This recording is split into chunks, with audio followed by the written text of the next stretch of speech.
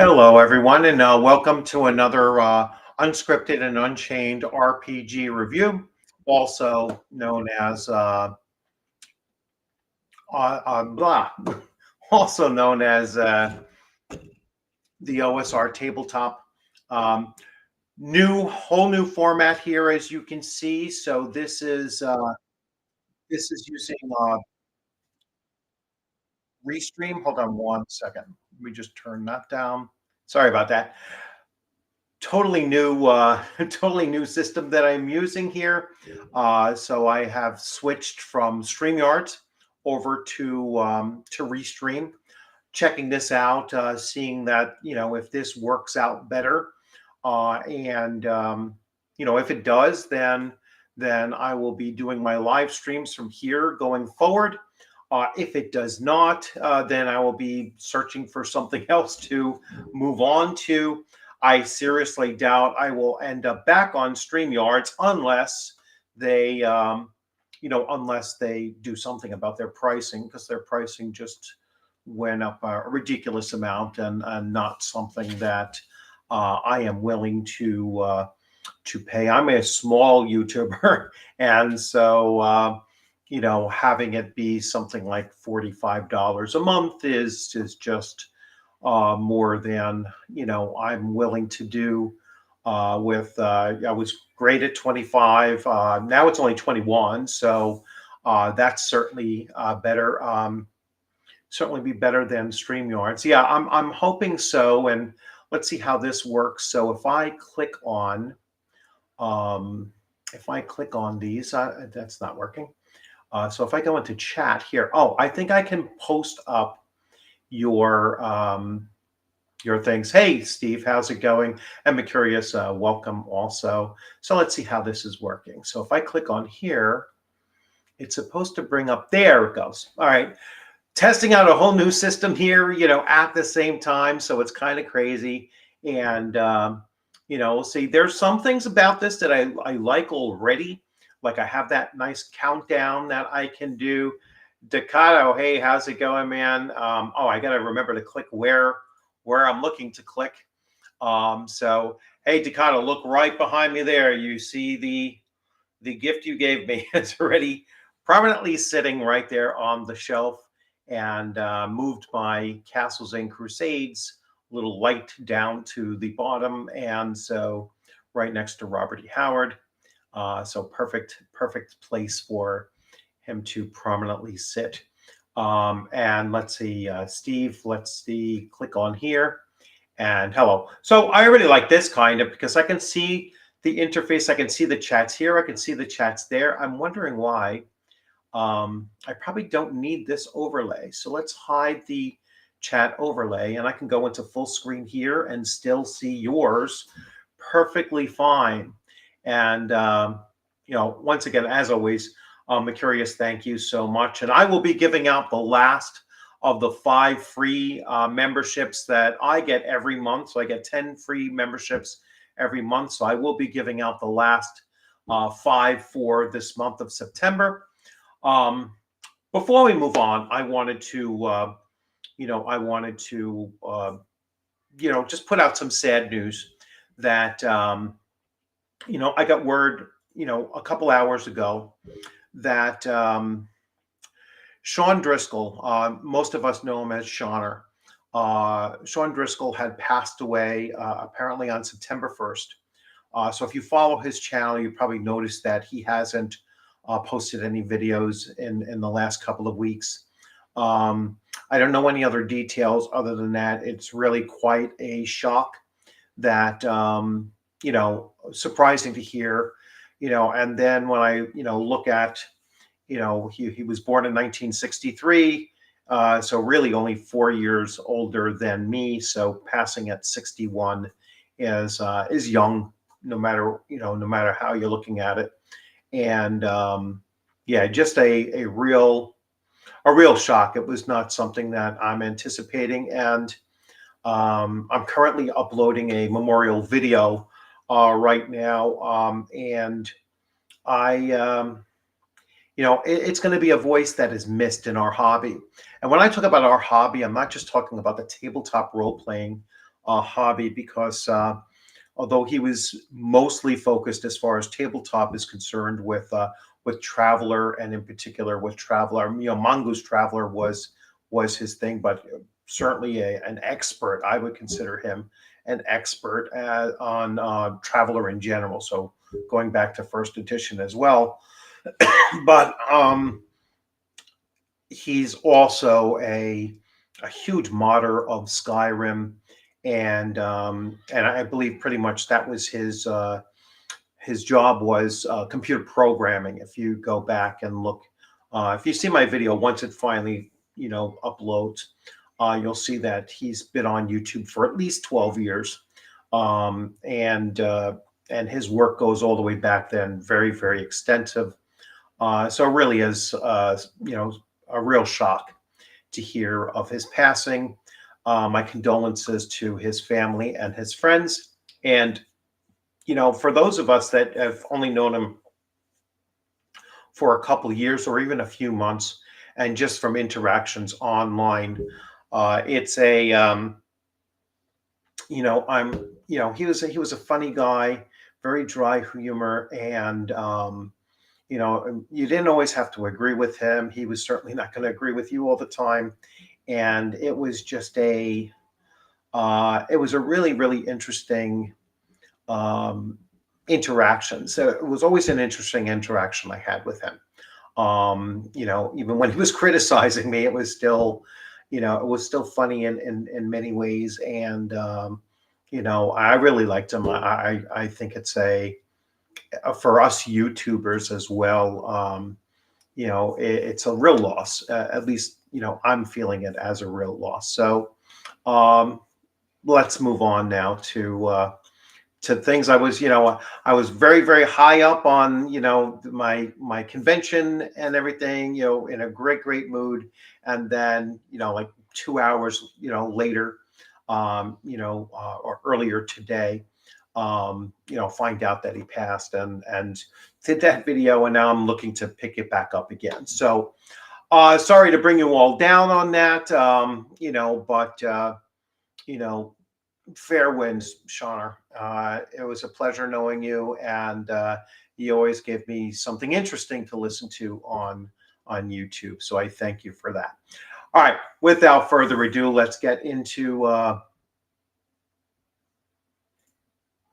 yeah. It's been a while, and like Shauna, I had not actually looked to see anything, unless I would normally, because I subscribe to his channel, and something would normally come across, but I wasn't really connecting it. I was like, oh, you know what? A lot of people kind of taper off every once in a while, and just didn't realize. So again, sad news, and something that I think we are all a little bit lesser for, not having his voice in our hobby. So let's get on to brighter things. So I was at a convention these past 2 days. So Friday and Saturday, I was at ShireCon 2024. It's the 6th year that they've been doing it. I've only been there. This is my 3rd time. And Ducato actually came down from Maine, and so he had like a 3.5 hour drive or whatever it was, and so he really schlepped down there. I only had like a 55-minute drive, so for me it's a local convention. And the first convention that I went to in person since, so that was in 2022, and it's the first in-person convention I had attended since the previous one in 1985. So I had a long break. Now I've done Comic-Con and things like that, but the first tabletop role-playing convention I have attended in so long. So it was nice to get in there 4.5 hours. Oh, that's even crazier. That's pretty much my upper limit, Ducato. So yeah, so that's pretty much my upper limit. Once I start hitting like 5 hours, like wow, it's kind of far. I'll probably still do 5 hours, but it has to be a a convention that I'm really looking forward to attending, or and other people I know going there. Then I would do 5 hours, but 4.5 is a good stretch. So kudos to you for that. And we game together. So we Ducato sat in on my Shadow Dark adventure that I converted from Conan 2D20 to Shadow Dark, and he was one of the 5 guinea pigs for this test run. So it was a really impressive group of players that I had, and I will just mention them, just their first names. So we had Colin, Stan, Sarah, Robert, and Colson, and so really good group. Everyone came to play. They sat down. I'm fairly certain everybody was familiar with Shadow Dark, and yes, as he says here, he was a survivor. 3 out of the 5 survived, and I had some talk with Robert, or Bob, as he goes by, because his character died as well. Both Colin and Bob died. So Stan, Sarah, and Colson, their characters survived. And as I joked on Facebook, with Bob, I was like, yeah, well, all my characters died, and you didn't see me complaining about it. So, that's just the way of game mastery. But it was a really fun time. They took to it very well, and the thing that I really, pushed myself with is that I reformatted it because I was having trouble formatting this adventure. And so I reformatted the adventure to index cards. And so this is the first time that I've done this, and I converted the entire adventure to index cards. And at key points during the adventure, and my cards are actually out of order right now, but at key points during the adventure, these various art cards or map cards would come out, and they'd be laid out on the table, and it would kind of create like a storyboard that you can see, or the players could see kind of where they traveled to, and the choices that they had made, and the encounters that they encountered. And the only thing they weren't seeing were the detail cards, the things going on, explaining what's going on in each of those. But they had they've all come back to me already and said, hey, this was a lot of fun. It was the having the art cards out on the table and the way that they were displayed on the table. It was said that it was immersive, which I really liked to hear. So I was like, all right, that's awesome too. And so I really had a great time with it. I am going to continue tweaking it. I had some suggestions about the system itself. Like, I created a homebrew system to take the luck points and make them much more easier to attain. Basically I did like a spending chart, and the way that they can gain more luck points in that process. And there was one suggestion was that I should hand this out to every single player so they kind of know what I'm talking about. And so I was like, yeah, that's actually a very smart move to do. And I will certainly do that the next time. and so I can actually share with you that that view. So let's go to let me share screen real quick so that you can see what I'm talking about. Let's share screen, and then I'm going to go to window. No, not window. Entire screen. Nope. Let's see. Why isn't this going to come up? Do I have to do this first? Maybe that's what it is.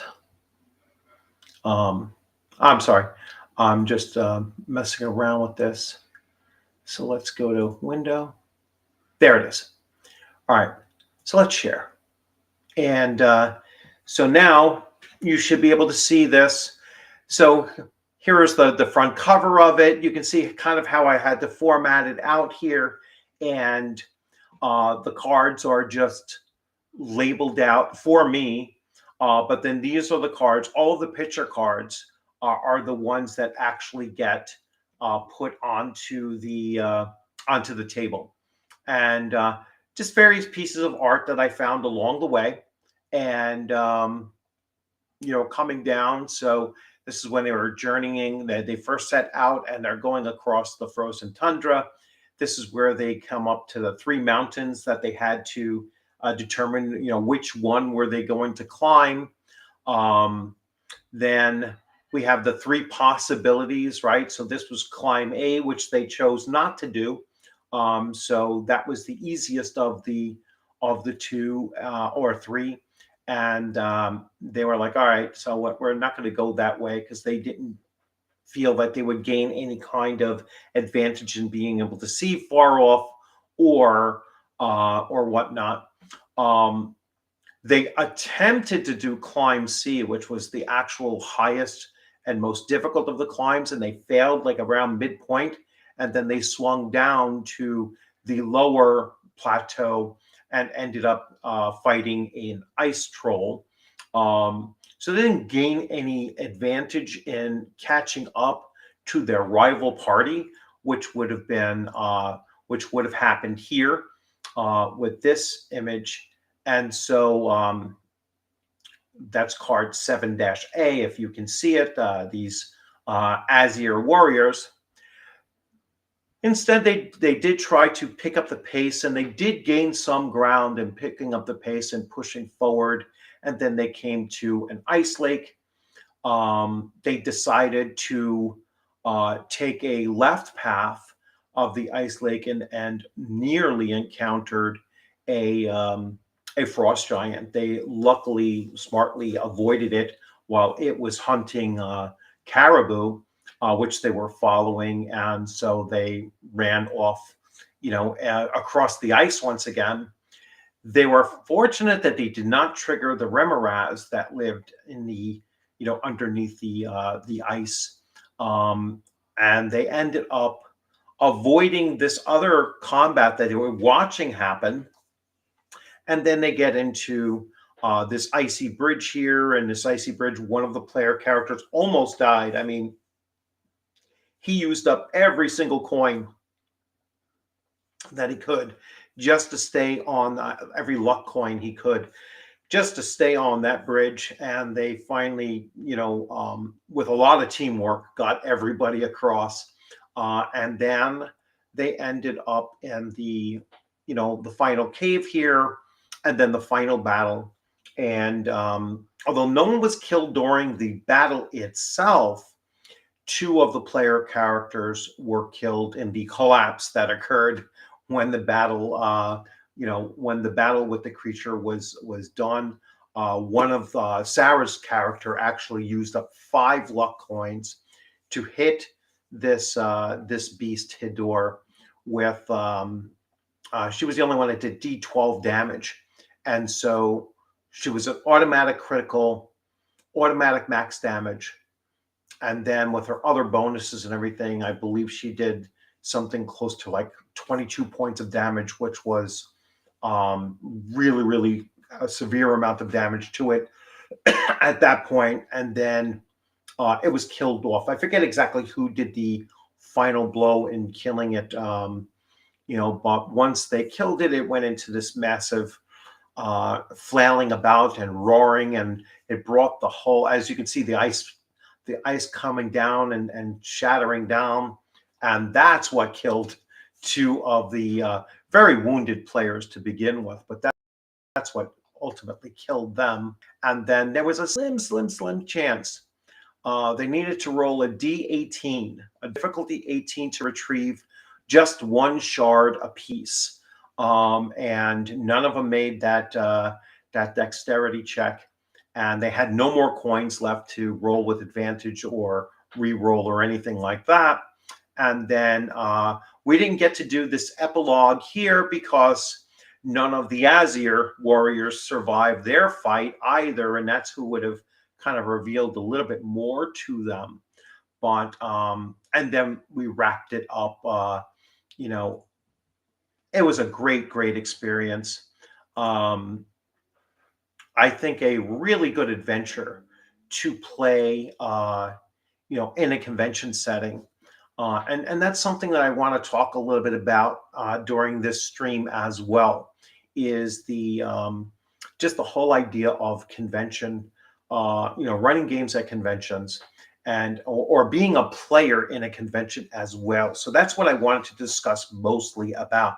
Now, if anybody wants to jump in, like I said, it's a new system here, so I am going to test out and see if I can invite guests. And so I am going to, I think I copied that. I can still have up to 10 guests. So 10 people can join. I am going to see if this works. So Control V. So anyone that wants to jump in, you just hit that. You just hit that there, and you can jump right into this and check it out. Another thing, if anyone now, this is not monetized while I'm streaming, because I know with with the other with StreamYards, that used to slow people down a lot, and you were getting bombarded with commercials and all of that stuff. So from now on going forward, I won't be monetizing during stream itself. That way you're not getting hit with advertisement. But if this is running smoothly for you, please let me know how well this is running in comparison to my previous streams. So if you're finding that this moves a lot better than previously, that's phenomenal. Let me know, and I'll keep it going, for this for possibly even longer. So far, I'm kind of liking the stream. It's working out well. I can highlight your chats just like I was able to before. There was a few things that were a little bit quirky about it. So yeah, it was so much fun. It was like I said, it was my third time going, and I'm starting to see people that I've seen now. And when I say people, like 30 people, I've seen at the same convention, last year, the year before, and run into them at other conventions that are somewhat local to the New York, New York, Connecticut, Massachusetts, and Pennsylvania area. So, there's no conventions that I go to in New Jersey just yet, but anything within 4 hours of me, I'm seeing the same people running in. Hey, thank you. Thank you very much. So testing super chat. Yeah, thank you very much for that, as well as your previous gifts. This one now tells me who actually won the membership. So that's new. So thank you for gifting it, and now it pops on here. So that's different than StreamYards used to do. So this tells me right there on the screen who received it. So Teresa Tatum, you can thank Mercurius for your free membership, and I will be putting up more, 5 more a little bit later on. So So getting back to, all right, I can't get rid of this now. Let's see. There we go. Um, Getting back to the topic that I was going to talk about, I saw a real quick title of a video that was out there, and I didn't dig further in because that's when I found out that Shauner had passed, and so I got distracted into looking into that. But someone was like, "Is in-person play dying?" All right, and I'm certainly going to look for that video again and see if I can find it. But that really does relate to what I'm going to be saying in this stream as well, and that is, I think in-person playing, and in particular for me at least, convention playing is something that I think is certainly on the rise, and I think that if you're really looking to grow in this hobby as either a game master or a player, convention play is so dramatically different than playing in person with your home group that that it's something that I really do encourage you to to expand your interaction with the hobby in that direction in particular. It doesn't matter how small the convention is. Just the mere fact that you're going in, and now the smallest convention I go to is 30 people. Now it's like third year or so, so it must have been really tiny back then. And this past year, I went up to 50 people. So it's almost doubled in the 1 year span, which again is another indicator that conventions are starting to boom again. And the type of play that you will encounter as a player or as a game master is different in a convention than it is in person in your home game, or at the public library or something like that. It's just a totally different experience in that the expectations for the players are different. And I've heard this at every table that I was playing at, where every player, including myself, it's like, well, I really do expect to take a greater amount of risk when I'm playing in this game, in this game session, because there's no expectation that my character is going to survive to the end anyway. And when I played in Jeffrey Talanian's game, his Hyperborea game, and I was playing with Ducato as well, and yeah, my character died at the end. He got knocked down to -9 hit points, and then next thing I know, he's still getting chomped on by these spectral wolves, and then he was like down another 11 hit points, so he was down to -20. I was like, yeah, I think he's dead now. So, oh, excuse me. So the expectation when certainly when I'm playing in a convention game is that my character is going to die, and I play my characters a lot differently in those cases. I play my character a lot more bold.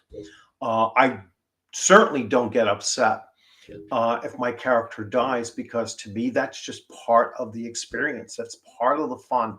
It's I mean, it's great when you survive too, and if there was a great deal of carnage, then that's another thing that you can really like as well. So if you're in a party like my Shadow Dark group was, 2 out of the 5 were killed. Those 3 can stand there and be like, wow, this was not a very easy adventure to begin with, and we still survived. And even though they didn't get the treasure at the end, the big prize that they were looking to get, they survived. They had a tale to tell. Whether people believe them or not is a different story, but they had a tale to tell. Their characters. obviously had a tale to tell about their adventure and whatnot. And, and that's what you're playing for in a convention setting as a player. You're playing for, having fun. And I know so many people be, oh, well, not so many, a very, very small minority of YouTubers that are tabletop role players will be like, oh, you're not supposed to play this for fun. In a convention, you are. All right. In a convention, you are playing for fun because your stakes are different, than they are in your home games. All right. So let me get caught up with some comments here. In-person play is great. Then we were finished off by a party member spell.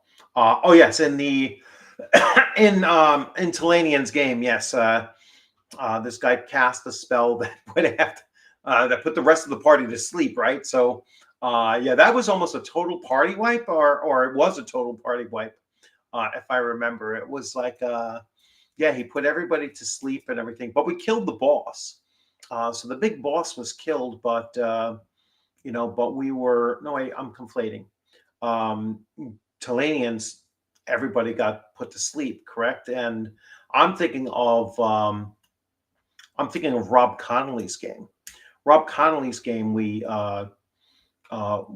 fought, and my character was killed in that game too. And so it's just the nature of the thing. Now, when I ran my Gangbusters game, no one was killed. They pretty much one of the NYPD police officers was clubbed over the head with a tire iron, and it brought him down to 0 hit points. But that was the closest that anyone came to being killed. We had to truncate that that session because they were doing the raffle, and we came up right up on that time of the raffle, and the time we got a little bit later start of that, so we didn't run the full 4 hours, or we probably ran about 3.5 hours or so. So had to shorten it by quite a bit. That's another adventure that I'm going to have to either tweak it and make it a little bit more fast paced for Philadelphia area Game Expo in January, or I was talking to Ron about, well, if nobody signs up for it, I'd rather probably just do something else with it, or dramatically change that particular adventure and update it, because it does need an update. That adventure is quite a few years old, and we'll see how that game system is coming forward with its newest version. I'd like to be able to update that adventure and make it a little bit more streamlined for the players to get through it a lot faster. So and still be kind of a little bit more action-packed as well, because it is a lot of investigation and a lot of choices for the players to make. But it doesn't get right to the fast-paced action until the very, very end. And that's something that I think needs to be switched up a little bit. So again, that's another benefit of running games in a convention setting, because you only have a 3 or 4 hour time frame to do things, and you have to, as a game master, know how to change things up on the fly to get it back on a pace that's not your own pace. All right, it's the pace of the game session that you're kind of locked into, and I think that's really important as well. So I'm really excited about every single year logging in at least 4 conventions and doing at least 2 or 3, depends on how many days that they have, but I'll usually run a session every day of a convention and then play in a session every day of a convention. What's the oops, Judd? I'll wait till you clarify. But again, if anyone wants to join in and talk on this topic, I will put the link in.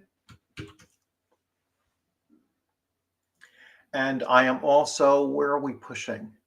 So we are at 35 minutes or so. So I am also going to do that that giveaway of the five things. The Shiner video is taking a long time to upload, perhaps because I am here. But I'm going to give away the 5 memberships. So here we go. And here we go. Membership, gift memberships. All right, so I'm going to gift 5 now. And so there goes the 5. And now I will come in here. So now I don't have any reason to be in this one anymore. And let's see. So,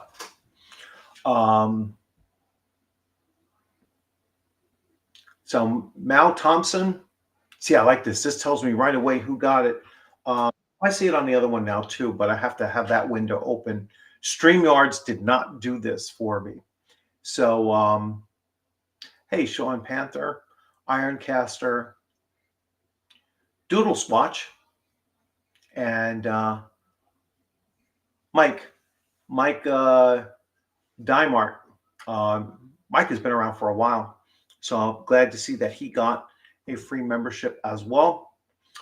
So for all of my for all of my members out there, whether you were gifted one or you got a free one for the month and everything, that will give you access to playing in my games if I am running anything. So make sure that you head over to my Discord, and when you log in, just say that you're interested in playing in something. And if I have an open slot in a table, you're welcome to join in. I will mark you as both a player and as a channel member. That way you'll have access to members only information, as well as all of the player information on my Discord as well. You can find my Discord at any time in at any time in the in any chat or description, video description, and so you can log right in there. Hey Rob, how's it going? Good to see you. I'm glad to have you on board. So as I mentioned previously, wow, you just got home now from ShireCon. So I guess you had a much longer trip than I had. But that's great. So I really enjoyed playing in Rob's game, and I was playing a thief, as I mentioned, or a rogue, and it was a great adventure. So we were playing against forces that were kind of like a corrupt abbot and these 2 wayward teenagers that were nobles. And about 2.5 hours ago, but it was a 9-hour drive. Gosh, yeah, that is beyond my upper limit. It's a so it was a really fun system. It's a great system. So Rob's system, I will grab it, and I forgot to bring it with me. Where do I have it? I do have it up here. It's in my current reading section.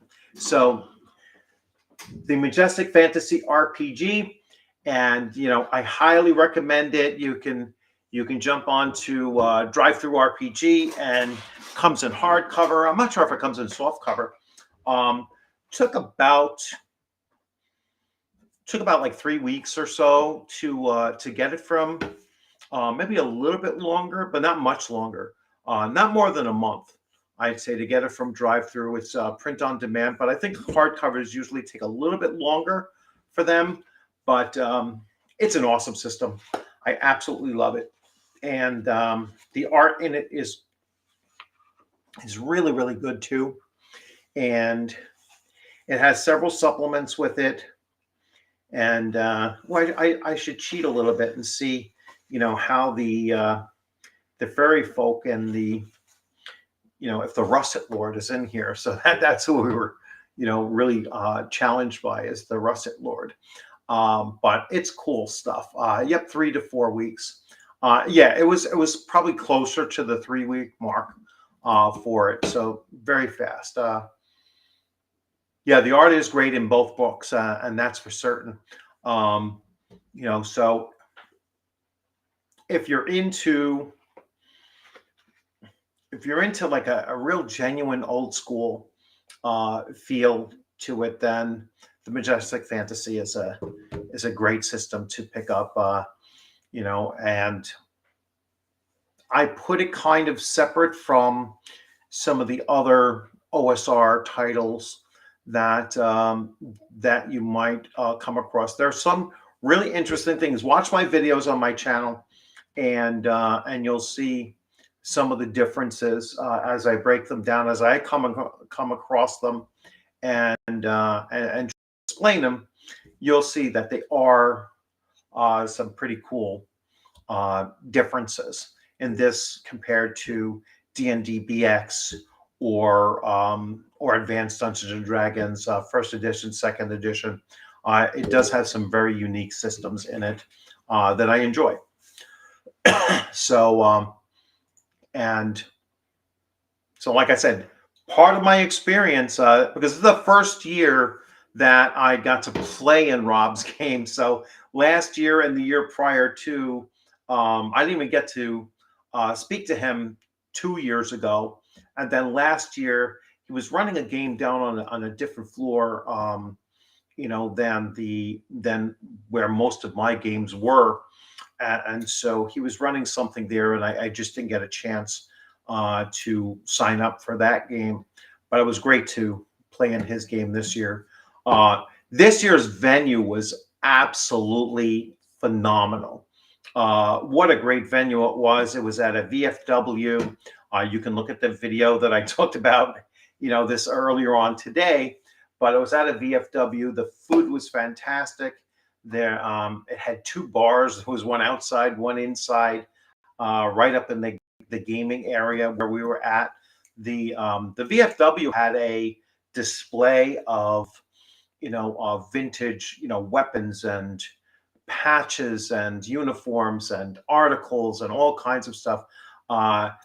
So far beyond my local VA that I was literally stunned. I was like, wow, this is just incredible.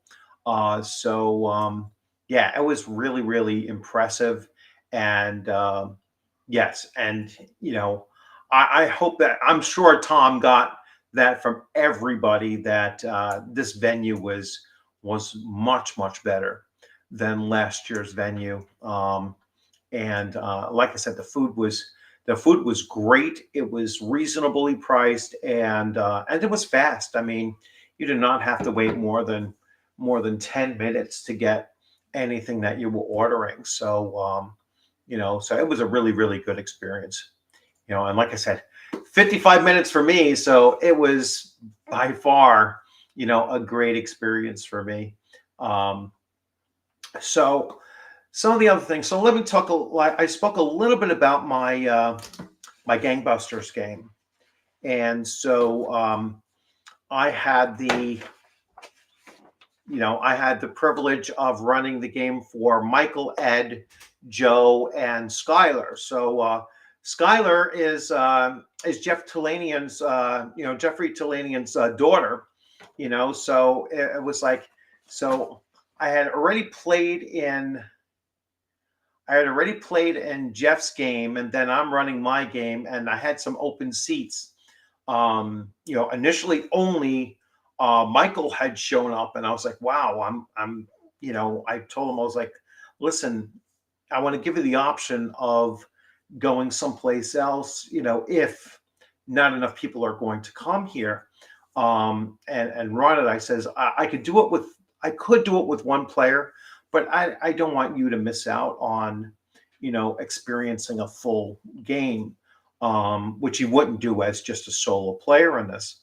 And then next thing I know, Tom brings down Skylar, and said, here's another player for your table, and I was like, oh, gee, I got, Jeffrey's daughter at my table, so hopefully she has a good time and everything. And it went well. I mean, she was a great player. Everybody, again, I have only encountered really, really good players at conventions, and that's another thing that, I think that if you haven't experienced a convention, an in-person convention, you really haven't experienced some of the best game masters and some of the best players that you're going to encounter. I mean, it's just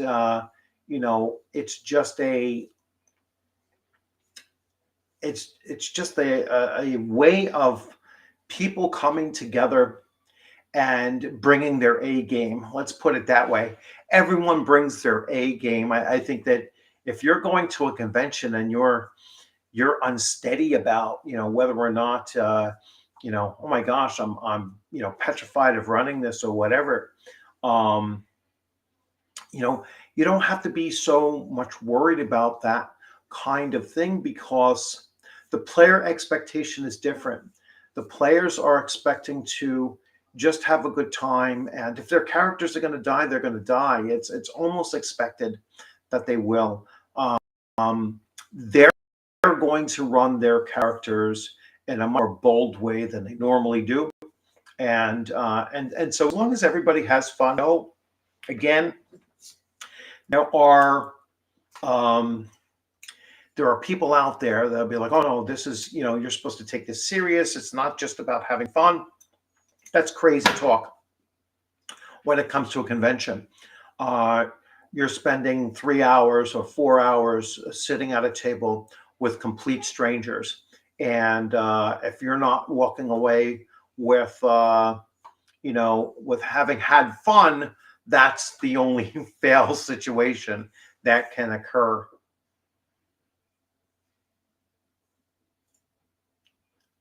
So yeah, had nothing but fun playing with people at every table. But yeah, it's like I've never gone to a convention and had a bad experience at a table as a player, and I've always been impressed by my players as a game master at a table, regardless of the system I was running or they were running.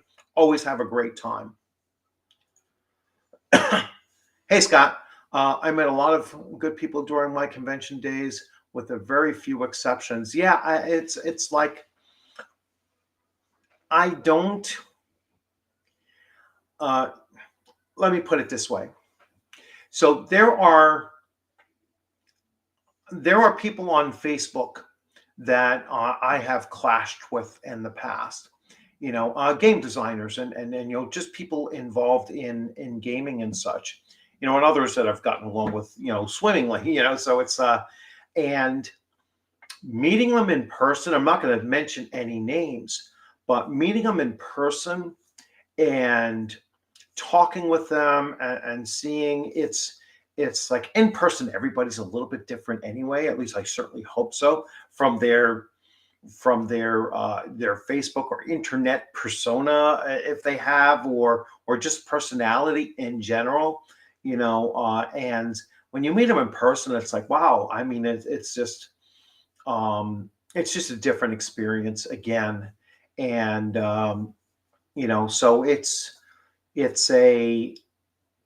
it's an experience where everyone is bringing their A game, like as like I said, and what others have said as well. Um, it would be very hard, I think, to come across anyone that said I had a really bad experience, at a convention, at a table or whatnot.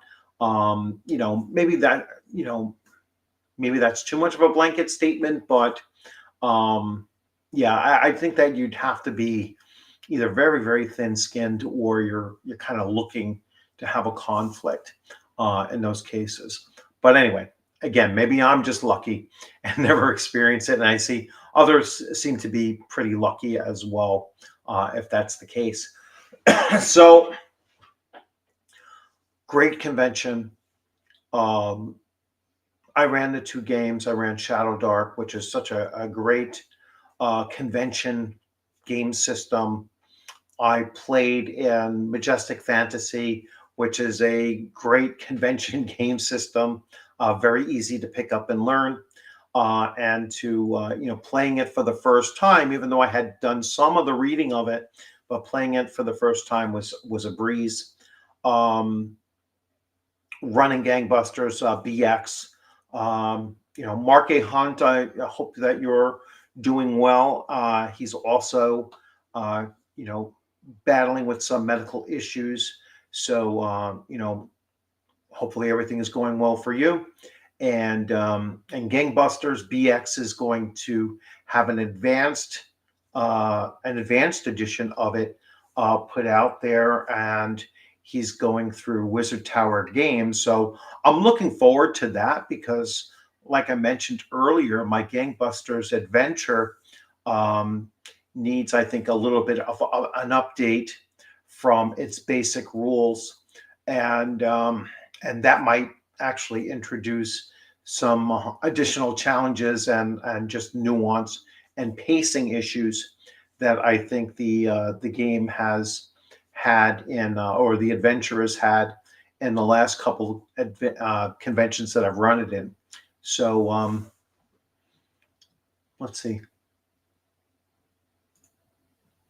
Yeah, that would be cool. I would definitely want to sit in on that. Obviously Takata. So that's something that yeah, you should definitely give it a try. I mean, you already got the feel as a player in that, and it's. I mean, you're a game master as it is now. Anyway, you've been running long enough. You're going to see it's a little bit different, but it's not drastically different for you, and I think you'll have a lot of fun doing it.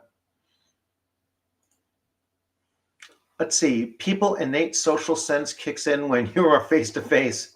It's too easy to ignore social niceties when the medium is text. Yeah, and that's true. And it's like Robert E. Howard says. You know, barbarians. I'd have to pull up the quote. In barbaric society, people tend to be more polite because they're likely to pull your arm off and beat you over the head with it. It's like or something along those lines. It's a thing. Civilized men are less courteous than barbarians, or savages. So I think keeping to a certain time limit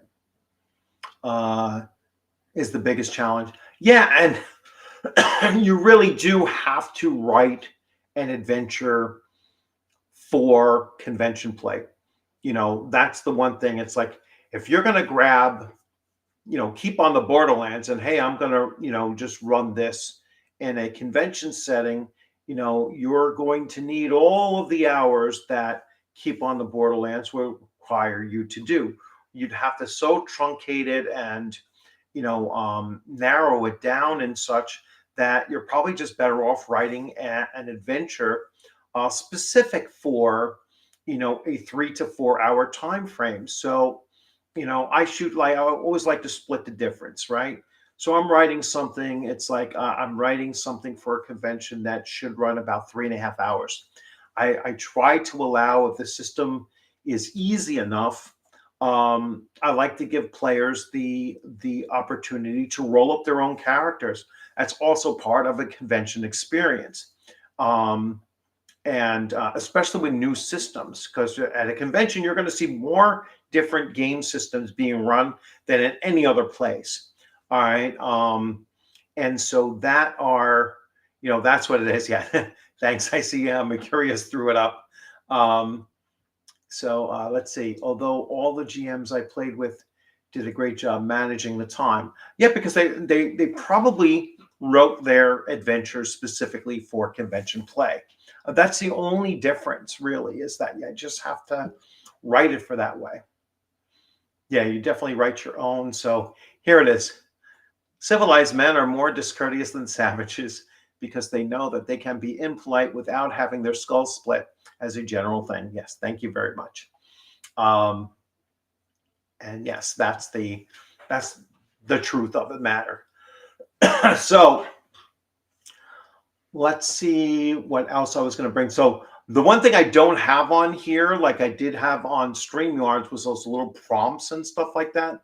So this is going to be a little bit more freewheeling than those, because I don't have those little prompts to throw up there. That's my favorite quote in the literature. Yeah, he has quite a few that I really do enjoy, but that's certainly one of them. Let's see what I was going to do here with this scene. I don't think this scene is going to be any different than what I already have. No, that's just another thing.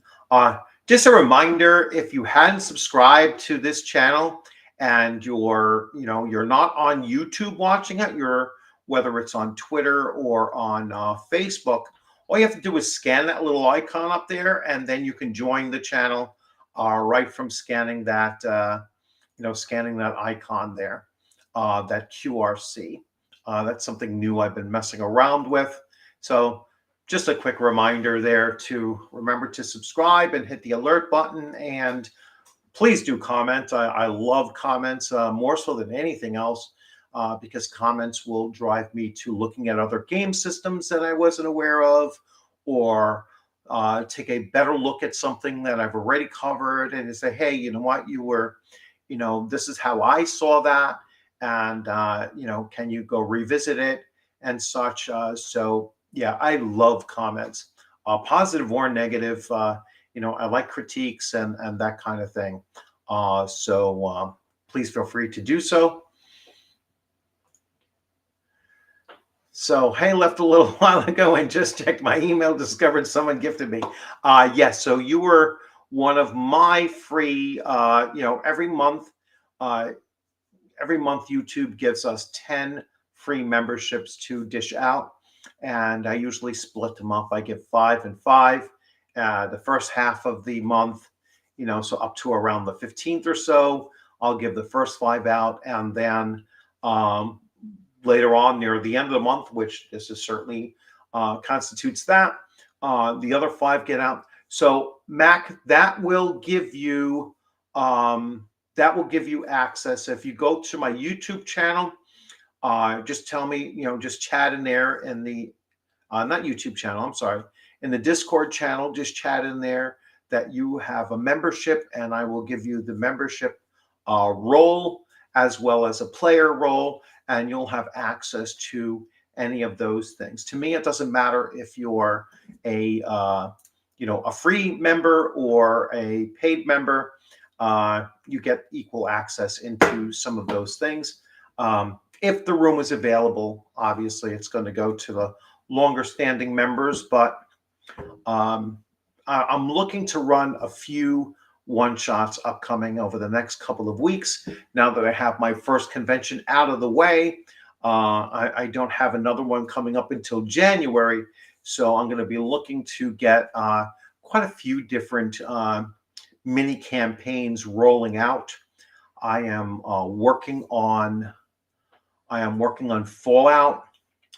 I am kind of restarting my Shadow Dark campaign that runs on Saturday evenings at 7:30 p.m. Eastern time, and then another. Shadow Dark, Fallout, and probably one other system. I'm still running my Castles and Crusades, although I'm waiting for some stuff to come out from Troll Lord Games, so we're going to probably take a break from Castles and Crusades, and I'll get a different game system going in there with my core group of players that have been with me for over 3 years now. But for those other time slots, I'm certainly looking to get some other game systems rolling out there. Like I said, they're going to be one shots, or they're going to be mini campaigns. I'm also looking to do a AD&D second edition. We're going to have the player characters either start at third level or possibly, probably around third level. I'll probably have them start at third level and then just roll out and do maybe like a 6-month campaign, weekly games for about 6 months, and then bring that one to a close as well. So I'm looking to do more campaigns that are a little bit shorter length than running 100 session campaigns. That I think is something that's not exposing my players or myself to enough different game systems and the like. So anyway, let's go and. Oh, you're backstage. How? I don't see you backstage. That's something that's interesting. Oh,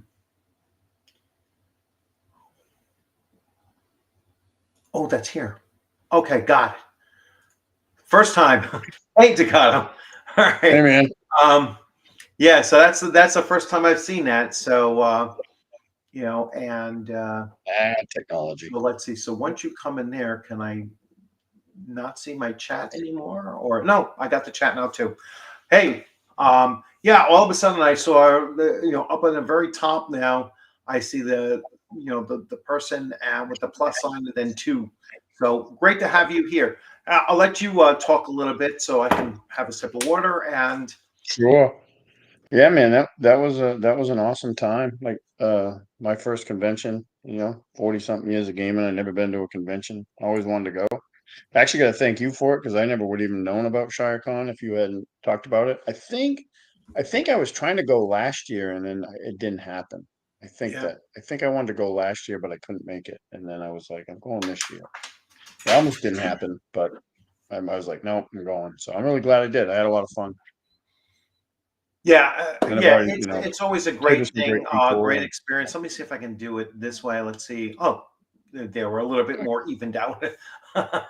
So, yeah, so it is really a great experience, to do. And, I can imagine, like, the last convention I did, like I said, was, 2023 or 2023, no, 2022 was my first time since 1985. So I had a long, long break Yeah. from doing live conventions. So it was great to see that, that you had that experience. I did, Rob. I had a great time, and it was different, obviously, but Mhm. it was fun, and like everybody was just so cool. I got to play some of the games. It was funny because I ended up, even though there was a lot of tables there, I ended up with some of the same people in different games, like Mhm. Sarah and Colson from your game. Right, I played in my last game of the day. I played DCC with Colin, who was in your game. He right. ran DCC, so I played in that. So the three of us were in that, and then the guys that we played. Um, I don't remember his name. He played in Jeff's game, our Hyperborea game. Hmm. He was the one that cast at the end, like the spiritual weapon or whatever. Okay. Not Mark, the guy that killed ended up killing Yeah. all of us. But, Yeah. the Um, other guy, I played AD&D with him. We played Tomb of the Lizard King. That was awesome. Like that was awesome because I've owned that module since I was a kid. I've yeah. never even probably read it, and I've definitely never ran it. So it Yeah. was really fun to play. Yeah. It was really How fun far to did you play. get in that? What's that? You fought the Lizard King in that? Yeah, they did a great job. Like um, between the guy that ran it was a guy named Tim, and he was a great game master. And there was another guy that sat next to me, who was Mark, and he was friends with Jeff. He was the guy that came in and was watching our Hyperborea game. Um, Yes, yes. he did a and he ran some Hyperborea, I guess, from what I saw in the pictures. He did a really good He's the one job. that Like, won the award. yeah, Yeah, he won the yeah, his award name's for Mark. the best game written for the convention, and Yeah. yeah, so I'm sure that was he probably did run it really well. It was good because between the two of them, like they really moved the game along. Like, it's a module. Like, that's Yeah, 3 4 session adventure, and they got to do it in 3 hours or so. And right. real nice guy too, Mark. I remember because after that game, I went and I grabbed some food, and I was sitting by myself, and he came over and he was like, "Hey," he was just like clarifying that like he wasn't hogging the spotlight, and he's like, "Are you okay? That I helped try to move the pace along." And I was like, "Yeah, dude, that Mm. had to be done. Like, you did it," because he was like fireballing like all the bad guys, and I was like, "Hell yes, like keep doing that.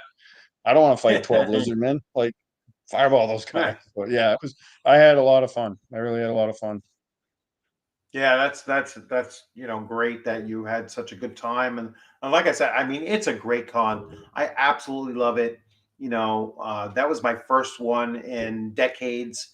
To attend, and if it wasn't such a great experience, Yeah, maybe I would have been like, you know what, I don't need to go to conventions and everything. I wouldn't have just looked for other ones in my semi local area and such you know, um, that's how I found out about, ShireCon in 2022 is how I found out about Rising Phoenix, which I went to in 2023, and that was my first Rising Phoenix. Was just from what I learned, and met the people that were running Rising Phoenix, and so yeah, it was a great experience. I mean, ShireCon opened up so many doors for me in meeting other yeah. people and just, I mean, going to that's other already conventions. happening. I mean, it's crazy how that works because, like, I have, I started up a painting Facebook page to try to get more into commissions and stuff, Hmm. and guys from the con that I friended on that found out I was at the con, and I was just talking to a guy, like, he's, hopefully we're gonna do some work, but it was really good. Like, everybody was cool. They were giving me like insight on like other cons Hmm. that are close to me. I had a great conversation with this guy Jamie that played in my DCC game, and I saw him around. Like, we bumped into each other a few times during the Yeah. weekend, and we got all done. I talked to him for like a half hour, 45 minutes, just about stuff, and then the guys we played Hyperborea with were Hmm. talking to me about other cons that are local, like Rising Phoenix and all those other ones that are. I Right. mean, they're really Total Con. Yeah, a lot of them go to premiums. Total Con. Um, Yeah. yeah, which is also in Massachusetts, so probably much closer for you anyway. But Yep. yeah, Total Con they go to. I think Total Con is in Marlborough, Yeah, that's what they Massachusetts. told So me. yeah. So Yeah, yeah, that's that's cool though. Like, I'll probably, I'll definitely want to check some of those out. And like you said though, like if this one wasn't, I kind of went into it like that. I'm like, I'm gonna try it, and if it's yeah. not fun, I'll just not do it again. No big deal. But at Right. least I tried it. But it turned out it was like really fun. Like, it was a great venue, great. Everybody was super nice, so friendly, Yeah. and um, it was just a great experience overall. Yeah. So I was like, yeah, I'd love to do that again. Yeah.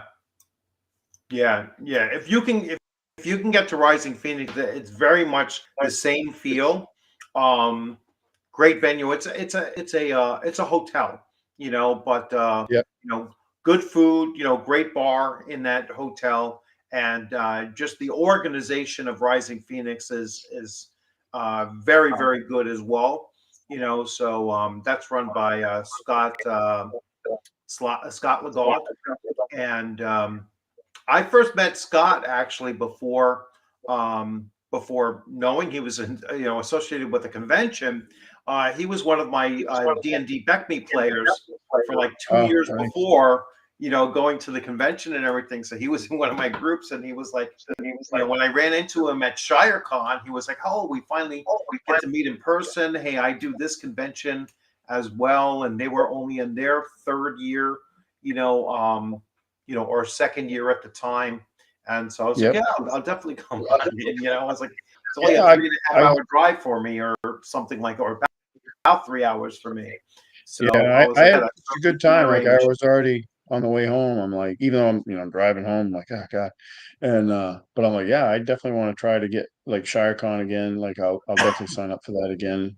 It was fun, it was worth the drive down there. Yeah. So, I mean, I used to drive for a living, so it's like, it's still long, but like it's not really it wasn't a bad drive. It was just long, that was Yeah. it. Yeah.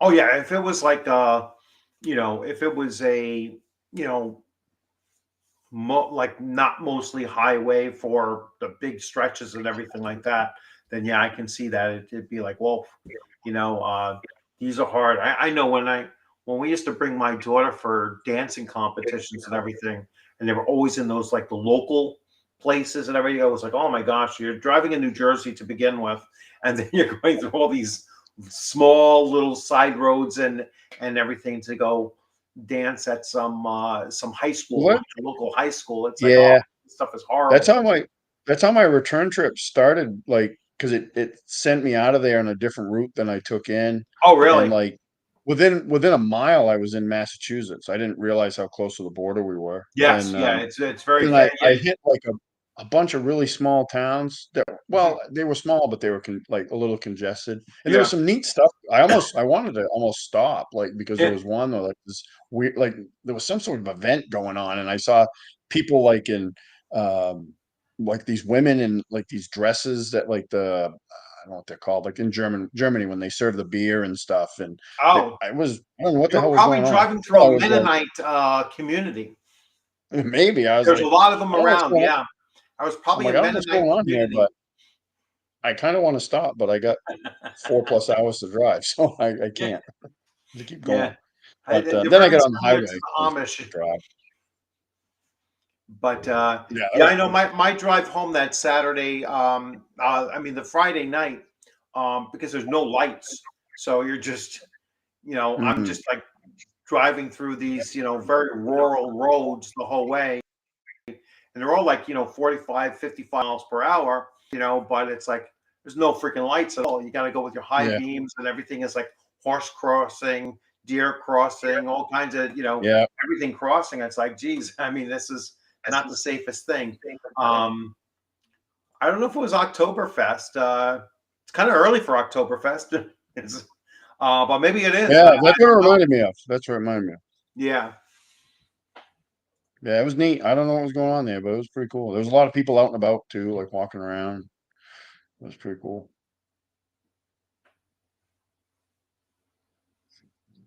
Yeah, there was a lot of good stuff going on there. So Yeah. many games, like, like I started looking at like the more of the list, and I was like, oh, that looks like fun. And Yeah. everybody looked like they were having a good time. Yeah, I want to try that. What was it? The Warriors of the Toxic Wasteland, or whatever that's called. Neon Warriors of the Toxic Wasteland. They're always there. They're always at ShireCon, and I haven't played in any of their games yet. But they have a vending booth, and then they run some games. I'd certainly like to Was check that out. were those the guys that were attached to the Hyperborea stuff? No, they were downstairs. They had their Oh, booth okay. downstairs. Oh, yeah, yeah, yeah. Yeah, I actually think I bought some stuff off them. I came home Yeah, with a ton of stuff. Like, holy crap. yeah.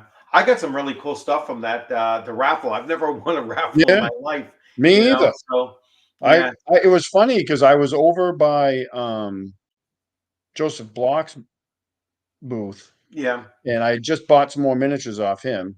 And then the raffle was coming up, so I was chatting with him, and then I pulled my card out. And when I was watching them, I thought they were at the one that I put my card in, and then they read the number off, and I'm like, oh well, that's not me. And I put it back in I had it in yeah, my badge yeah, packet there, and then they called my number, and thankfully I actually remembered what my number was. I was like, yeah. oh, I was like, holy shit, wait a minute, that's me. So I was like, I never win that stuff. So that was neat. Oh, So I mean, that added to my loot collection quite a bit. yeah, yeah. No, I got a whole bunch of stuff. Like a lot of it was 5e, but the reason why I put it in that stack was because it had Bard's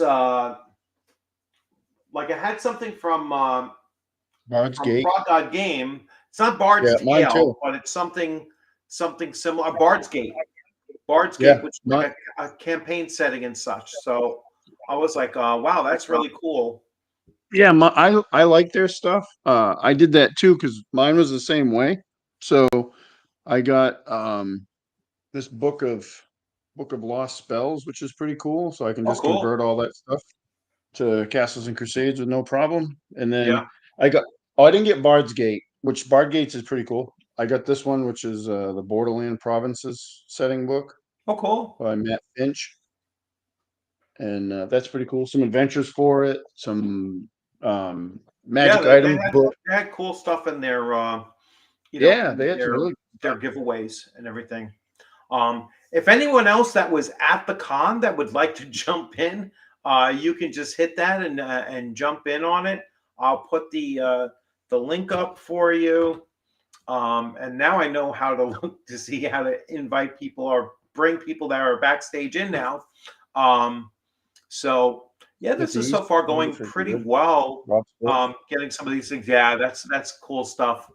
So Yeah, I and started he reading had them. They're some really other good. ones. Yeah, Rob had some other ones there too that are. He had like a book of spells, just like a spells compendium that's like separate. So he had stuff that's not there. He has the advanced version of this. He has the advanced version of this as well.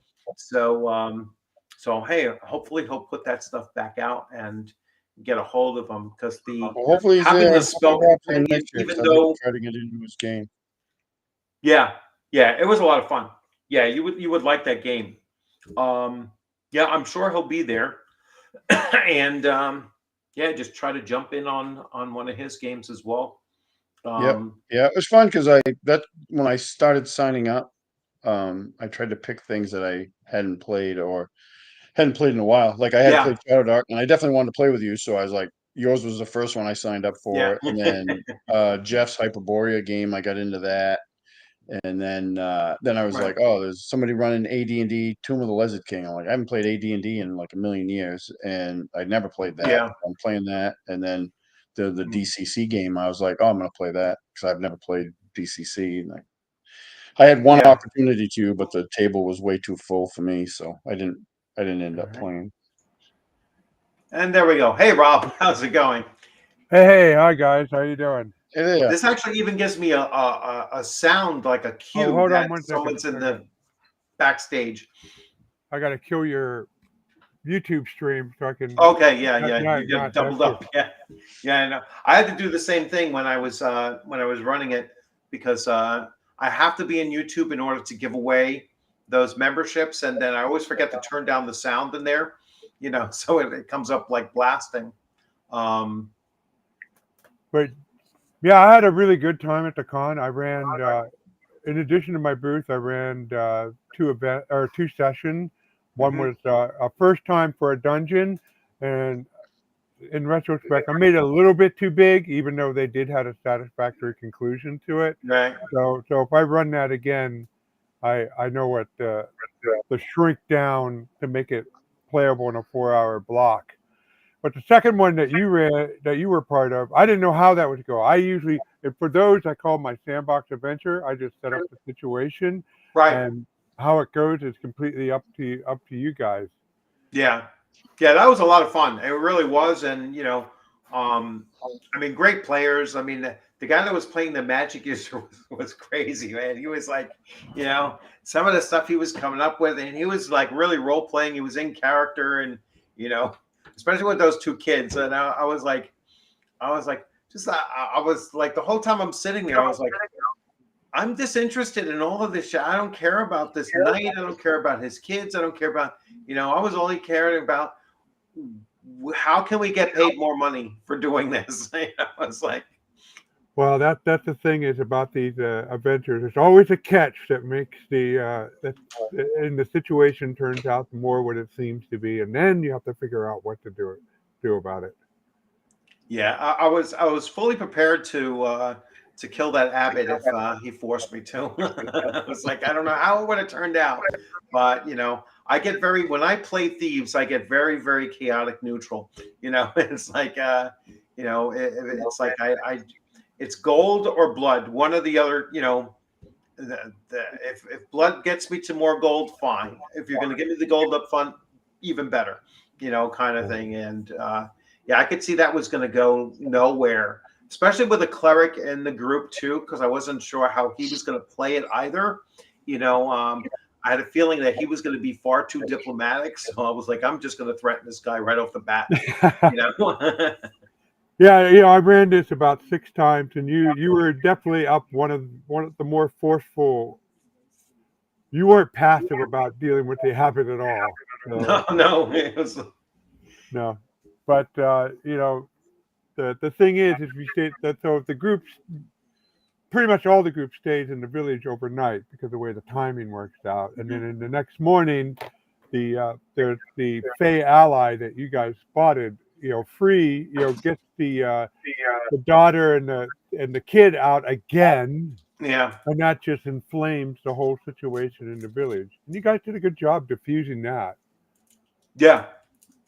Yeah, because when I saw the Fae in the crowd, and so I just tipped my hat to her. I was like, I was so disinterested in the whole thing. I was like, let's get back. We have 1,800 gold or silver pieces waiting for us back at the other place. Let's get our quest done and get paid for it. And then when they came in, oh well, if you rescue my son and bring my son back, I was like, it's got to be money involved. It's got to.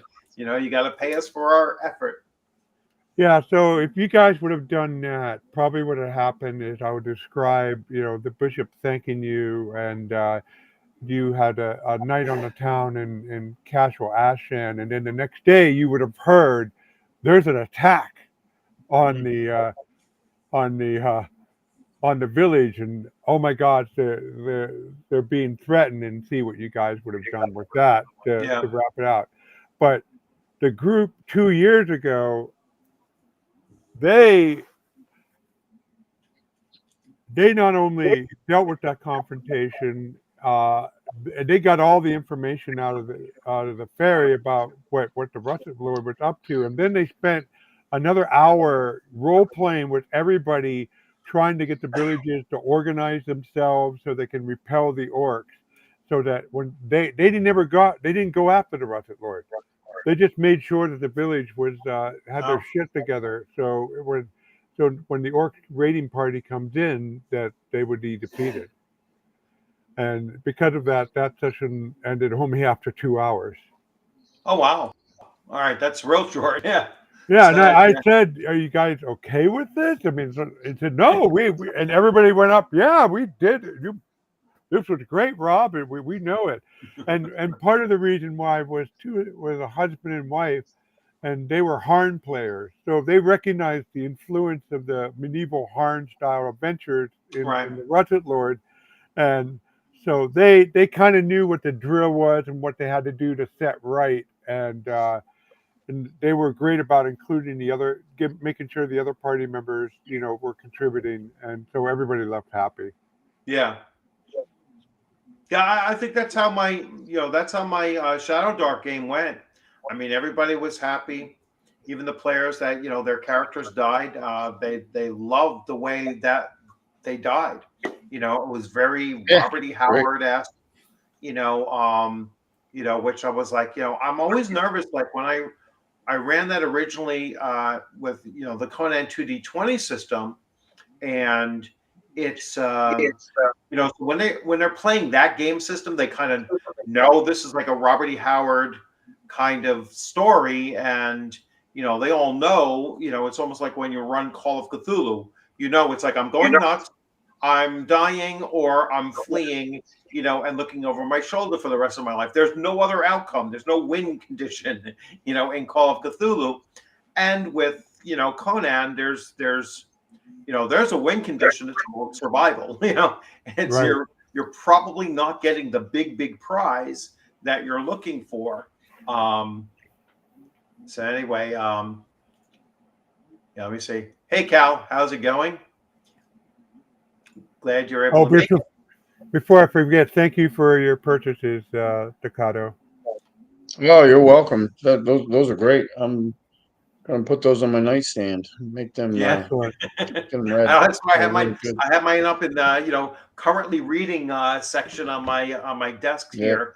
So I was like, that's why I was like looking for. I was like, oh, it's not behind me. It's got to be up there now. So and Rob, what do you have coming out next? It will be into the Majestic almost said Waterland, Majestic Fantasy Realm, and it will be an expansion of Black Marsh, combine several of my prior work that were original, like the Wild North and Southland, and then there's going to be a whole new region as part of it, and Yeah. it's still all packed away. I am not that efficient, but Yeah.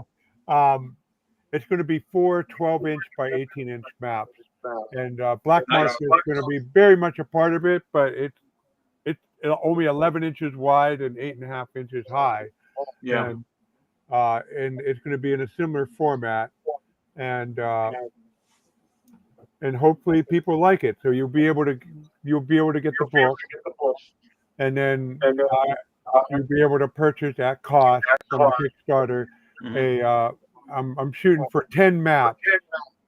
4 of them are the referee map. 4 of them are, I wouldn't call them player map because I never really cared for the player map, but you do need maps that doesn't have like the layers mark, any secret information. Yeah.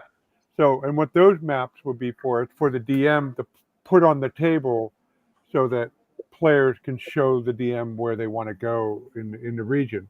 And then I'm going to have a map that, because there are 4 maps arranged in a rectangle around each other, I want to have one map that kind of combines the center region, so you get that sense of how the geography is in that center region. And then the other 2 maps are going to be of towns, small maps of the town, major towns. Do you have any like a game master screen or anything like that, or panel some kind of panels or anything like that? No, but I do have what I call reference cards for my Majestic Fantasy RPG. What they are is they allow you to get characters going in 20 minutes or less. And also, as you saw when I handed you that card, there's an equipment list on the back. Right. Those can serve as a reference for you. But after I do Into the Majestic Fantasy Realm, I plan to expand that and do a proper reference. It's just the basic rules I think are kind of terse for that at the moment, and the reference card serves that job well. But when I come out, it's going to be four digest-sized books. There's going to be the player's book. There's going to be the monster book, and what I call the Domesday book, which is like the monster book, but it has NPCs. Because in my campaign, as you saw with Russet Lord, the NPCs are important. Yeah. And I'm not just going to present an alphabetical list like I do with the monster. I'm going to present them in like logical groupings. Like here are the group of NPCs you encounter in a village. Here are the group of rural bandit gang, city guard, City Mages Guild, so forth and so on. Cool. And then the last one is I call the role of the strange, the arcane, and mundane, and it's going to be like sort of like the referee thing. It's going to have the magic items. It's going to have my merchant rules. It's going to have my journey rules. It's going to have all the bits and stuff that I use as a referee in the campaign. Cool. And that'll be obviously 2025 sometime in 2025. Yeah. I'm trying to pick up. I'm in my late 50s now, and I'm realizing maybe I got a clock here. Yeah. I was realizing I've been writing professionally since 2008 or 2003, actually, if you count the box set, and I got stuff I want to get out share with people. So yeah, I'm getting a move on. Yeah, no, it's not. Even as a retiree, it's it's still hard to find a time. Like doing this conversion from one system to another, it took me forever because I just kept on putting it off, and I'm still like kind of in the mentality like I work better under pressure, So it was like, and I had to keep on reminding myself, I'm not writing a college paper where I can work for 14 hours and crank out 65 pages. It's like I want this thing to be presentable, at a table at a convention. It's going to be on display, of, what I'm doing here, and that's just the that's just the thing that, like, when you are writing and you're writing for a convention, it's something that you have to set aside that time, and you have to utilize your time really, really well. And Right, because you're not going to be there sitting by that person's side explaining anything you forgot to write it down. So you got to make sure it's written Right. down. Yeah. I thought that was really good though. How you had your cards, like those cards set up, and then the ones with the pictures and stuff. That was really Yeah, good. I've actually made some improvements on it already because it's the that was the first time that I even thought about that, and really that only came together in my mind like sometime early last week, where I was like, because I was having such a hell of a time trying to reformat, and I just wasn't getting the formatting done, and I was like, you know what, I'm gonna compartmentalize everything into index card size things, and all I did was reformat the page to index cards, and then I started just trimming stuff out that wouldn't fit on an index card, and it just came together.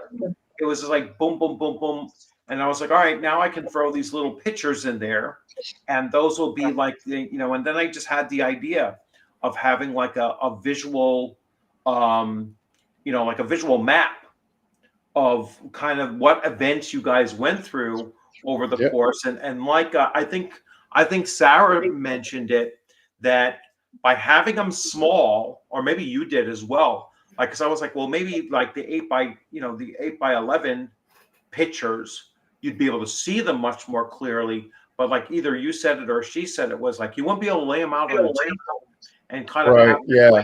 that picture. Yeah. They would have been easier to see, but I think there was value in the fact that we could keep them all displayed as we Yes. got them. Yeah. So like And you could they're just go really, over I and look forget at what they them. call that. I'm a retired educator. I should remember this. So I was never an elementary school teacher. What do they call that? It's like a picture map or something like that, where you're just following the story. It's like a storyboard.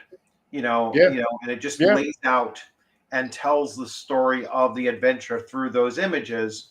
And then I just have the backup cards that have all the information that's actually going on in that picture, and it worked out well. I can't wait to run it at Philadelphia Game Expo. I'm going to run it the same way. I'm just going to, tweak it a little bit more and get it to where it runs a lot smoother and everything. So you guys were my play testers, so it worked out really well. I think I missed that part of the stream. I came in late, but Yeah. What did you? This is how you formatted your adventure for the. Yes. Yeah. So I formatted it out. Actually, I can share that screen. So let's see. Window entire note. That's so weird. I forget how to do this. Hold on, let me cancel that. I think I got to bring it up. And so yeah, I'll show you what it ultimately became, and do this real fast. Now I can share it. There it is.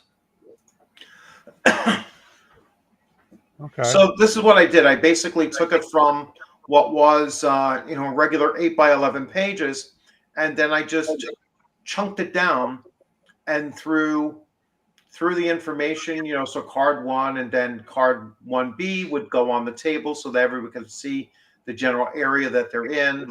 then card 2. This one I didn't label it, but this would have been 2B. So the players would see the image of the mead house that they were staying at. And then when we got to these parts, like this is when they left the village for the first time. And then here on 5-A, you'll see it. I don't know how to make this bigger. Let's see how I make this bigger so you can see it better. I don't know right now.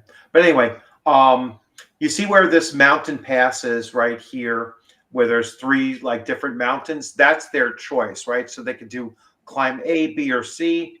If they did climb A, they would have faced these walls, but they would have been at a much lower altitude and able to traverse a little bit quicker. B, which is the way that they went to, they ended up climbing down climbing down a lower hill and came right next to a cave entrance that was the home of a frost troll. Pretty powerful creature, actually. It was, I was like, oh, I hope this isn't too powerful for them.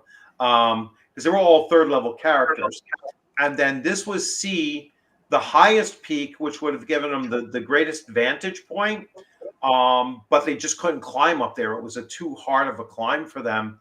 And that's why they ended up going from about midway point on here to here. But as it was laying out on the table, they just had the images of the things that they actually encountered along the way. And so it acted as a memory aid as well as a graphic illustration. Say again?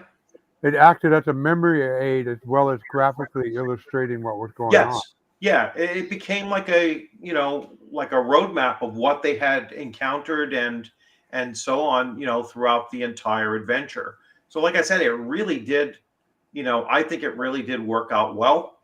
And they seem to like it as well. So so I call that a win-win, and it'll be even better next year, because I will certainly run this again.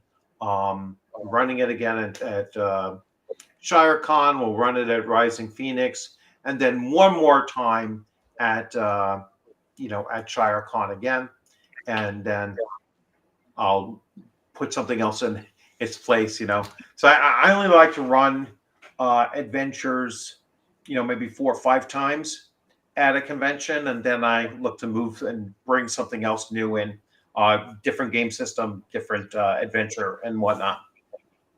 Yeah, I've kind of been going to ShireCon as many times I have. I've been kind of relearning things because I can't so normally I like battle boards and minis, and it kind of started out because I like the visual effect, but I found out quickly, because I'm hard of hearing, I'm 50% deaf, and I wear hearing aids, and they help, but it's like glasses; they're not perfect.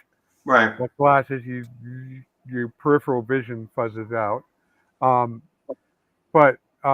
So I found them a great way to overcome the noise issue, because players can just show me where they're going, and they don't have to tell me; they can show me, and in turn, I started, as you saw, I have props and stuff, and I can show them. But the thing is, I have like I could cart my entire gaming room in about 3 crates, but I'm older and I don't have as much room in my car, and I don't want to do that anymore. So I'm going back to an older way, and I keep learning things. Like, for example, with the dungeon adventure and the adventure that you went on, I did sort of like tiles. I printed off tiles with my large format printer, and I realized with you guys that the tiles of the corridors, they were just too much bother. Right. But the rooms were more useful. Right. So next time, what I'm going to plan to do is going to do a mix. I'm going to do the battle board for the, kind of sketch out the corridor, and then when you enter the room, I'm going to make the tiles so that it works better just slapping the tile. Your stuff is there. Yeah, that table wasn't big enough for the tile usage. You would have been better off with one of the long rectangular tables than a circular table. But I learned something a lot, and the dungeon Yeah. thing I ran would have been better off for it as well if I would have done that. Right. And that was the point that I was making early on in the in the stream about convention play. You not only have to adopt a different process in preparing for an event, a convention, but you have to be quick on your feet. You have to be able to make those modifications on the fly, and again, the end result is, did everybody walk away having a good time? And if that's the case, then it's a success, and they're going to remember the experience of having a great time at your table. That's the only measure. It's not whether they got the treasure. It's not whether they all survived or not. I've watched people have a great time with a total party kill. It's like in a convention, you just go with a different mindset. And that's whether you're a game master or a player. You're just there to experience the game, and the game session, and it's just a different mode of accessing the hobby. Yeah, and for some reason, this is the first time in years of doing all these convention sessions that I've noticed this, but I needed to put what I told you guys about my rules on a little digest two-sided cheat sheet. Mm-hmm. So to reinforce what I told you, and I was like, why didn't it occur to me until? I mean, I've been giving that spiel for years, and players seem to not have trouble with it. But I was thinking, wow, I impart a lot of information there that really should be summarized, and I didn't notice it until now. I guess you learn something new every time. Conventions make you bring your A game. When I did my Shadow Dark, I handed everybody a quick reference page. There you go. And it's like, if you need to, what falls under intelligence and any action you're looking to do. Here's the the difficulty chart. In case so. Almost everything you're going to do, you have a normal DC 10 that you have to. That's your target number or 12. You have to roll a 12. If anything's more challenging, I'm going to let you know it's a little bit more challenging, or it looks more challenging, or whatnot. And I do this with the. I noticed with gangbusters. And I got to somehow figure out how to correct that, because it's the dexterity mods are backwards in that. It's a descending armor class, but a 15 gives you a +1 to AC. I was like, that doesn't make sense. It's backwards. So I just picked up on that, and one of my players picked up on it too. He was like, wait a second, isn't this descending armor class? And I said, yeah. He says, so how come a 15 dexterity gives me a +1 to AC? And I was like, just flip them and we'll make that. But that's a correction that I could have made easier by just giving them a handout, like you said, that explains the different, basic rules mechanics of the game. Are you talking about the original Gangbusters or one of the? No, the BX. Oh, the BX game. Gotcha. Yeah, the BX game. So there's a little typo in there, where it's just that one that's flipped, backwards. But that also tells me, like, when you have some of those other game systems that have, they don't have a uniform dice mechanic. That's another thing. Like, that's why some of those game systems that use just D6s through the whole thing are so popular now, is that having different dice mechanics and everything mixed in is it just makes it more complicated and unnecessary, in my opinion. So I think almost every game system should just have one die that you're using throughout the entire thing. So what I did, um, a lot of the spells, if because Swords and Wizardry is open content, Hmm. provided you have the proper credits and license, uh, uh, you can use the text as is. But some of the spells use d6s. Some of the spells uses percentage. So whatever it was, I calculated the odds, converted it into a d20 roll. Yeah, yeah, that's the thing. It's like having a universal system just makes it that much easier. And plus all the modifiers were plus or minus 5% when they were relevant. So Yeah, yeah. So let's see. I just saw a posting of Loot Decano. Yeah, I saw your posting of Loot. Yeah, I had I scored pretty big with this one here. Plus the gift that Decano surprised me with, which is my Conan. I just put it together just before the stream too. So I've had that thing forever. Like I said, I don't know how I wound up with two of them, but let me make sure I can move it safely. So there we have. So it's a Conan on McFarlane. the throne. Yeah. So Conan sitting in his King Conan sitting in his throne, brooding about having to be diplomatic where he really doesn't want to be. He hated being not a king. happy king. He knew it was his destiny, but he hated being king. So, and perfect because this is still Sumerian September for another day or two. So I should do a video again tomorrow. Just talking about that. Actually, I'll do that for my final thing for Sumerian's September, and finish that off too. So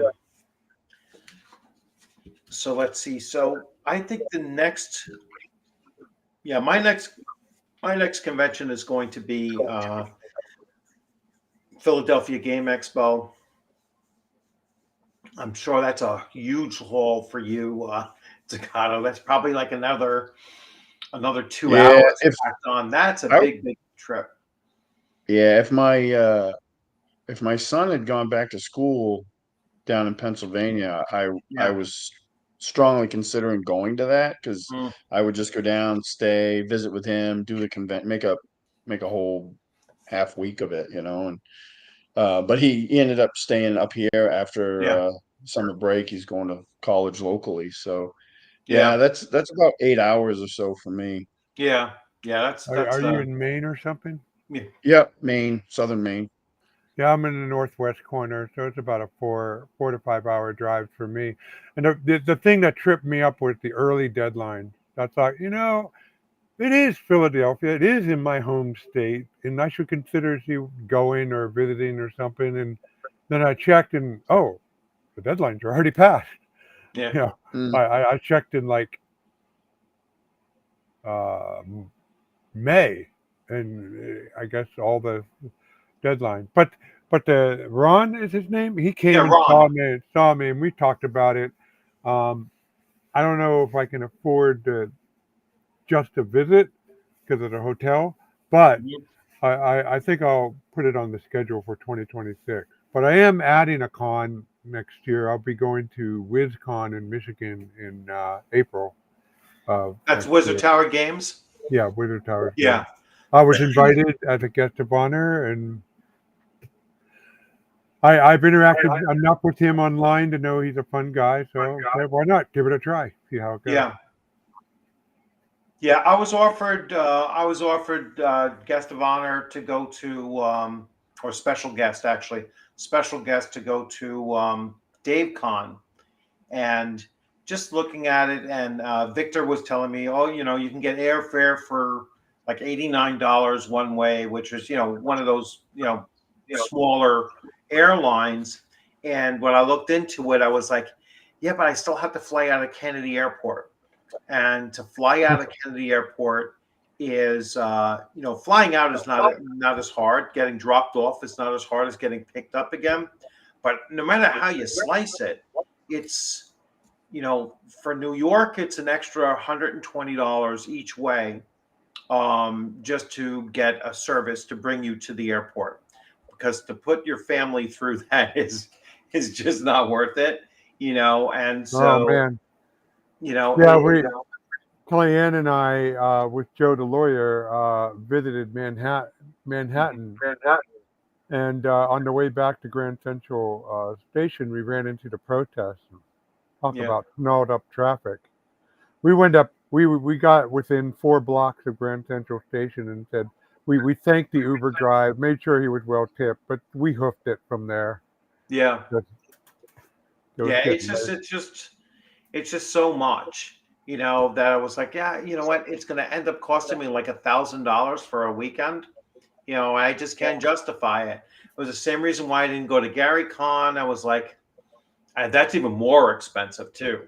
So I was like, that'll probably run me like almost $1,600 to go to Gary Con. And yeah, it's just local ones are fine for me, and local is anywhere. Says, Philadelphia is local for me. It's 3.5 hours, something like that. Massachusetts is like just about 3 hours. I think last time I got there in like 2 hours, 2 hours and 45 minutes or so. ShireCon is 55 minutes for me. AutoCon is 7 minutes for me. I envy you. So it's I'm good. I have room for one more, and looking at the pacing, and but I would only go as a player, at least for the first couple years. So I'm looking at Arnicon, Arcanicon, I think it is, which is also in Massachusetts. It's in November. Oh, I was looking at that one. It's Yeah, like a 1-day one. yeah, because I had a little table there. It's a 1 day one. Yeah, I talked to those guys for a little bit. Yeah, so I don't know. They just opened it up to for submissions, which is kind of late actually, because I guess there's only like 4 time slots, I guess, and they don't have that many Oh, really? tables or whatnot.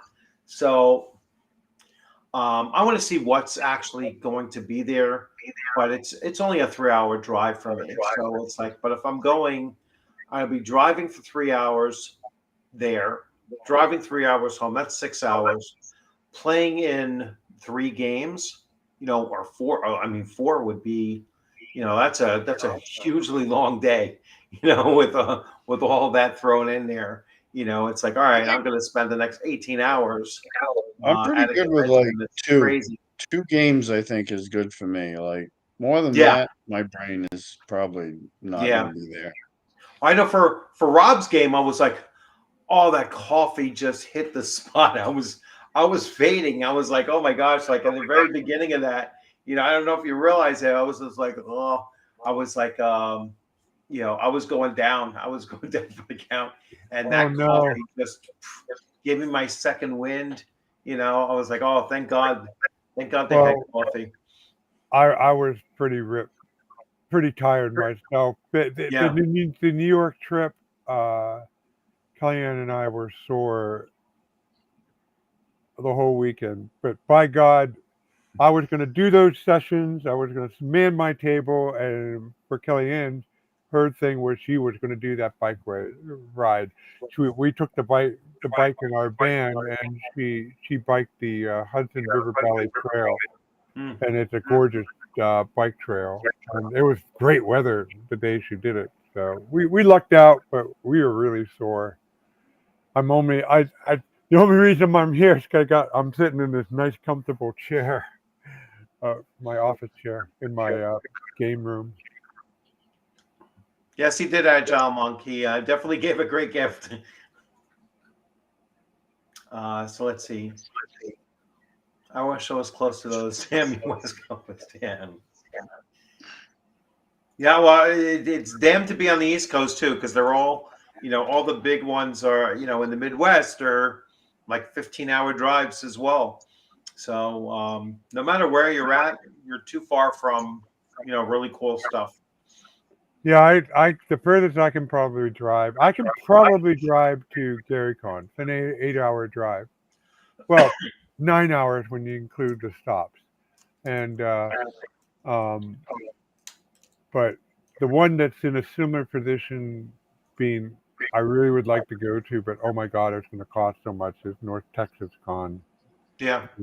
I'm if I have a really good Kickstarter one year, then I'll set aside a portion of that so I can go there at least once. Yeah. And I've been to Origins. Origins only 4 hours away from me. Yeah, that's not bad. Yeah, like there a lot of them are at the same time too, which is another real problem. At least for me, it's like I kind of set up my schedule this year. As a semi-retiree, I still do work, and so I set up a schedule where I'm off every Thursday, Friday, Saturday, and Sunday.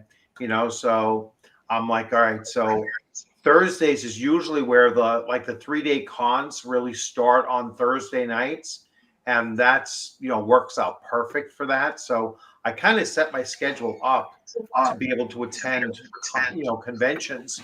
That way I can get there the day before and really enjoy all day Friday, all day Saturday, and then I never book anything Sunday. It's like I always look to just roll out of there as soon as I can, and then drive home, whatnot. So, so that's that's the other thing that I take into account is what my capacity is for how many games can I run and how many games can I sit in on, during the course of 2.5 days. Because I've done as many as 8, running 5 and playing in 3, and that's brutal. Just way too much in 2.5 days. Yeah, I wouldn't want to do more than 2 a day. Like, it just wouldn't be. I'd be toast. Yeah. Well, if you're on the long ones, 3 is not bad, but you need that long break in between. When you have like 3 back to back, it's like I think it's best to get at least one of the spots, like you could do a morning, an afternoon, and an evening, and you'll be fine as long as you have like an hour in between each of them. But they're kind of tight sometimes, especially the bigger cons. It's kind of tight to get those schedules to work out. And then if you're looking to play with certain people, like as soon as I saw Zeb Cook is running one of his modules at Page, I was like, all right, I'm dropping this other one because I don't know who that is, and I'm gonna certainly sit in his game and and bring some of his stuff and get his autographs and see how he runs stuff. And so that's the way that I go with making my schedule out. Is I look to see who do I really want to play with, and then, like I said, I always run at least one per day. Or actually, that's my limit now. I'm only going to run one per day when I'm going to the bigger cons anyway. Hey, I hate to be a downer, but I got to bail. Yeah, actually, I'm going to be wrapping this up too because we're coming up on the 2-hour spot anyway, and tomorrow is a work day, even for the semi-retired. Even for me, yeah, I got to go to work tomorrow. And I thank you for having me on. Oh yeah, no, you are always appreciate welcome. the business, Delgado. Yep. Oh, you're very welcome. It was a pleasure to meet you. Yep, nice talking with you as well. Okay, everyone. So thank you, everyone, for joining. I am going to test out this new end screen and see how that works out too. A totally new system. So, but everyone, thanks for joining, and gentlemen, thanks for coming on. Great seeing you this past weekend, or yesterday, and the day before. And looking forward to seeing you at a convention sometime soon again. And everyone, have a great night. And oh, thank you, Agile. Thank you very much. Did you show? Did you show? Yeah, you said it in your earlier video. Yeah, I showed it already. I will show it once again. I'll carry it over gently.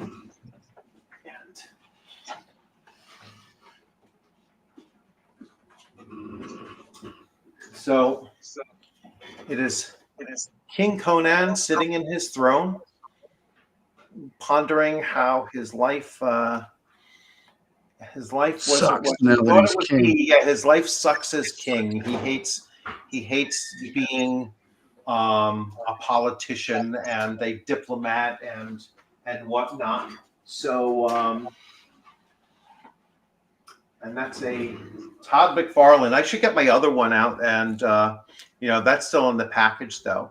But yeah, it's Yeah, I got a few. I got a few others. I should dust them off and get them reassembled. I started collect when they came out. I grabbed them, and then over the years they've been. Yeah, I only have the one. I battered have around the the one basement. where he's got his like battle axe and he's in like an action Yeah, kind of yeah. I move. think I have that one. I think I need to fix it. Well, Yeah. the only thing I can show is what is called a book nook. Hmm. Yeah, I like those too. You slide those in with your books, and Yeah, Those are yeah, great. yeah, I like those too. Yeah. I got this for Christmas one year. Oh, it's going to be hard to get this one, but in theory, you could buy it standalone. Oh, that's Oh, wonderful. nice. Yeah. Yeah, Yeah, got it that's for awesome. $30, and now apparently it's all sold out and selling. Yeah, for you can't collectors, find them but- now. Yeah. Yeah.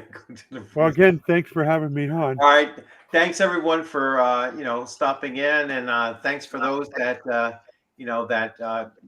kicked in some super chats. I really appreciate those as well.